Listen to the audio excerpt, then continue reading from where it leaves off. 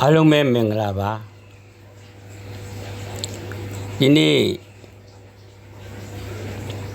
ဆွေးနွေးခြင်းတဲ့အကြောင်းအရာလေးရတော့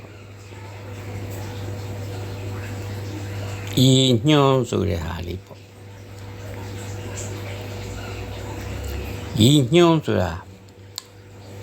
reference ကိုဆရာကြီးတွေက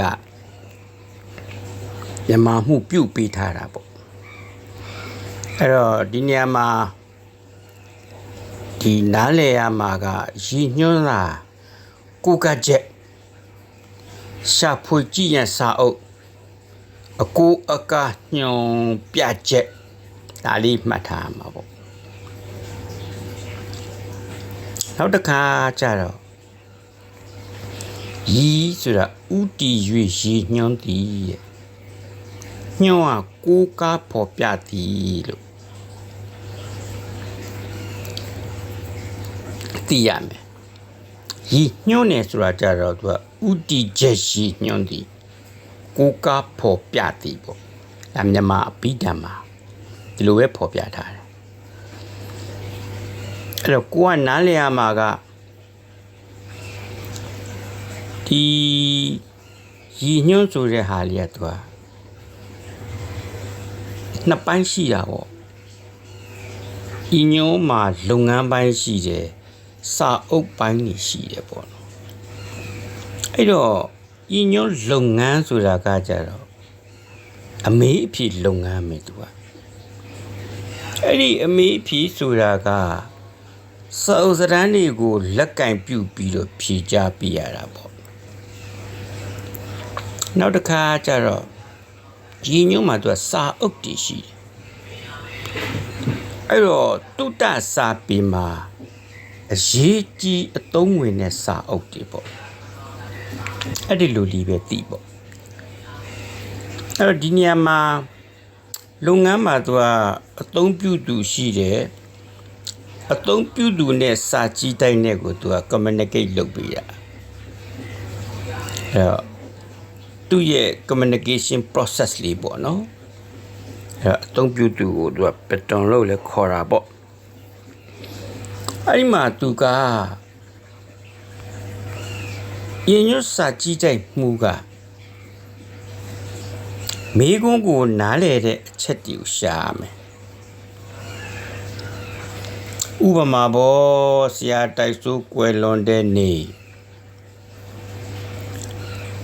မိသည့်ရင်းညွှန်းအမျိုးအစားနဲ့တင့်မလဲအဲ့တော့ဒီနေရာမှာ reference to ရှိတာပေါ့စာစုစီးတို့အညွှန်းတို့အဲ့ဒီကောင်လေးနဲ့ချင်းချင်းပြီးတော့ရှာဖွေရတာအဲ့တော့အမေးဖြေတစ်ထက်တည်းကြသလားဒါကိုလည်းကိုကအကဲဖြတ်ပြရတာအဲ့ဒီကောင်ကခုနကလုပ်ငန်းပိုင်းမှာပါတာပေါ့စာအုပ်မှာကြတော့သူကကဗျာလေးစပ်ပေးထားတယ်အဲ့ဒီလိုရည်ညွှန်းစာအုပ်ကြီးတာထူထူတဲတဲခန့်ခန့်အတွဲတွေကလည်းအများကြီးပဲဥပမာဆွဲဆုံးကျမ်းတွေလိုမျိုးပေါ့အဓိကအားဖြင့်သူ့ဝယ်တာစာကြည့်တိုက်တွေပဲဝယ်ကြတာဒါပေမဲ့သူက best seller တော့မဟုတ်ဘူးပဲအဲ့ဒါလေးကိုဘလို့ကျွန်တော်ကရေးပြထားလဲဆိုတော့ခိုင်ခန့်ထူလှဈေးကြီးတပြအတွဲပေါင်းများစွာထုတ်လုပ်ကြစာကြည့်တိုက်ပဲဝယ်ကြတာ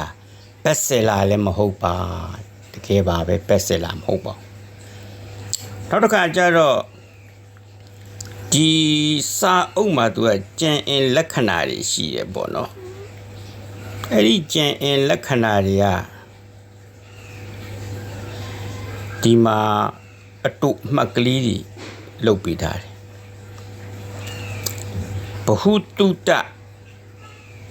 အခရာစဉ်ကွဲပြားလူရင်းပင်ပုဂ္ဂိုလ်များကတာဝန်ယူပြန်လဲတီးဖြတ်မှုစာကြည့်တိုက်မှာထုတ်မှငှားသူ့ကိုတီးသန့်ထားတယ်အဲ့ဒါသူ့ရဲ့ characteristic ပဲဘုဒ္ဓ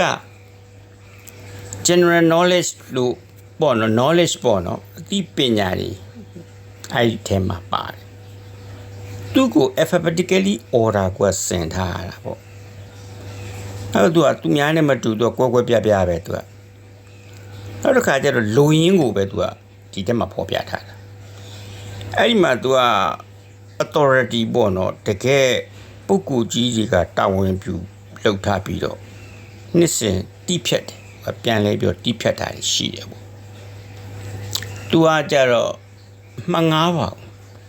စာကြီးတိုင်းမှာထုံမငားဘူးတီးတန့်နေထားတယ်အဲ့ဒါလေးပေါ့နောက်တစ်ခါကျတော့နော်ဒီမှာ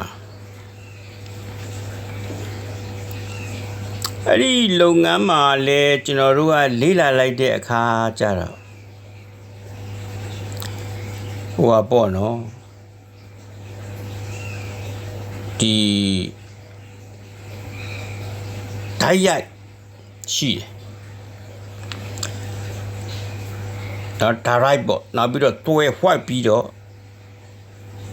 ဖြေကြရတာရှိတယ် direct နဲ့ indirect နဲ့ပေါ့အဲ့ဒီ direct မှာကြတော့သူက reference to တွေကိုတုံးပြီးတော့ဖြေရတာပေါ့စာကြည့်တိုင်းနဲ့အသုံးပြုသူဓာတ်ရိုက်ဆက်သွယ်တဲ့လုပ်ငန်းပဲတစ်စင်ကဘာမှမရှိဘူး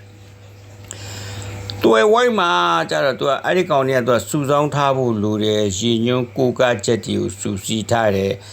အကြောင်းအချက်တွေကိုလိုအပ်တယ်လို့ဖန်တီးပြီးတူးပွားအောင်ဆောင်ရွက်ထားတယ်ဥပမာပြောမယ်ဆိုရင်ဒီပြီးခဲ့တဲ့ရက်ပိုင်းတွေမှာတင်တဲ့နော် indexing လုပ်တဲ့ index အညွှန်းတွေစာနယ်ဇင်းအညွှန်းတွေစာစုစင်းတွေအဲ့ဒီလိုဟာမျိုးတွေကိုဆိုလိုတာပါသူနဲ့ပတ်သက်တဲ့မိခိုးလေးတွေဥပမာပေါ့နော်စဖခန်းရညွှန်းဌာနကတလောက်များဒါအနေဆုံးအမျိုးအစားပေါ့အေယာဝတီမြစ်ကအရှိဘယ်လောက်လဲဟေးဒီဝရတောင်ရဲ့အမြင့်ဒါလေးတွေကအလွယ်ဖြေချနိုင်တဲ့မိကုံးလေးတွေပေါ့ရေပုတ်တင်အကြောင်းစာရန်ရေးမယ်ဆိုရင်ဒါ research သဘောပါလာပြီနော်နည်းနည်းအစစ်မြင့်တဲ့မိကုံးလေးဖြစ်သွားတယ်ဒါဒီလုပ်ငန်းပိုင်းမှာမေးဖြေလုပ်တဲ့အခါကျတော့တဖြည်းဖြည်းနဲ့သူ့အစစ်နဲ့သူ့ပေါ့ကဲညောင်ရမ်းခေလူမှုရေးစီးပွားရေးတမိုင်းပြုစုရန်ဆိုတော့ဒါဆိုရင်သူ့ဒေသနာမေကုံမျိုးဖြစ်သွားအဲ့ဒီယာကလုပ်ငန်းပိုင်းမှာမေးတာဖြေတာကိုစကြည့်တဲ့မှုကအစစ်အမျိုးမျိုးပေါ်မှာမူတည်ပြီးတော့ဆောင်ရွက်ပြရတာပေါ့အဲ့တော့ခုနကတော့စာအုပ်ဒီမှာလဲသူကရင်းညွှန်းစာအုပ်ဒီအမျိုးအစားတွေရှိတယ်သူကအလွယ်တကူတိလို့သောအချက်ကိုတမဟုတ်ချင်းအမြန်ရှာရလွယ်အောင်စီစဉ်ထားတာစာအုပ်ကအဲ့မှာစာအုပ်မှာတော့မှပညာပေးစာအုပ်အညွှန်းစာအုပ်မပညာရက်နဲ့အညွှန်းနဲ့ပေါ့အဲ့လိုရှိတယ်အဲ့တော့ तू ကဒီပညာရက်စာအုပ်ဒီမှာကြတော့စနစ်တကျနဲ့စီစဉ်မှုလေးရှိတယ်အသုံးများပြီးတော့လူသိများတယ်ဥပမာဒါသိကြပါတယ်အဘိဓမ္မာတို့ဆွဲစုံကျမ်းတို့လက်ဆွဲတို့အထုပ်ပတ္တိတို့အဘိဓမ္မာတို့ပေါ့နော်နောက်တော့ကအညွှန်းဆိုတာရှိသေးတယ်အဲ့ဒီအညွှန်းစာအုပ်ကြတော့မိမိသိလို့တဲ့ပညာရဲ့အကြောင်းကိုညွှန်ပြတဲ့အညွှန်းစာအုပ် index တာပြီးခဲ့တဲ့တစ်ခေါက်တုန်းကတင်ပေးထားတယ်နောက်ပြီးတော့ bibliography ဆိုတာရှိတယ်ပေါ့စာစုစိတ်ရင်းနေပေါ့ကဲအဲ့ဒီတော့နော်ဒါလေးကဒီ